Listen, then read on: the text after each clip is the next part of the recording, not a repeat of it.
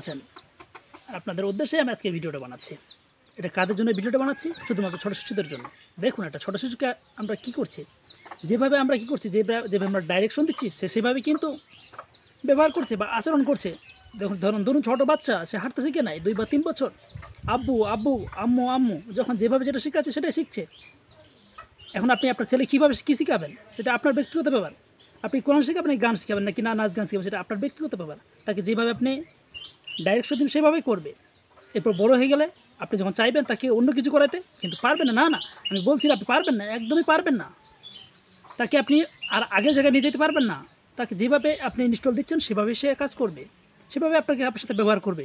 যখন আপনি বলছেন যে আপু তুমি তাকে সালাম দাও, সে সালাম দেবে। যদি বলো যে না টাটা দাও, টাটাই দিবে। দেখুন, তাকে যেভাবে কাজ করাচ্ছেন সেভাবে কাজ করবে। ঠিক তেমনই, কারণ ছোটো বাচ্চাকে আপনি যেভাবে ডাইরেকশন দেবেন সেভাবে কাজ করবে। এই জন্য এখানে সবচেয়ে বড় ভূমিকা কার? পিতা বা মাতার। আমরা কী করি, হরহামেশাই কী করি, বাবা মা ছাড়া দিকে আর কাছে, বুয়ার কাছে বা অন্য কোনো কাজের মেয়ের কাছে তাকে শিখাই দিই, যেভাবে শিখে সেভাবে। এটা বাচ্চাকে আপনি যেভাবে ডাইরেকশন দেবেন সেভাবে কাজ করবে। এখানে এর দোষ নয়, এটা দোষটা আপনার।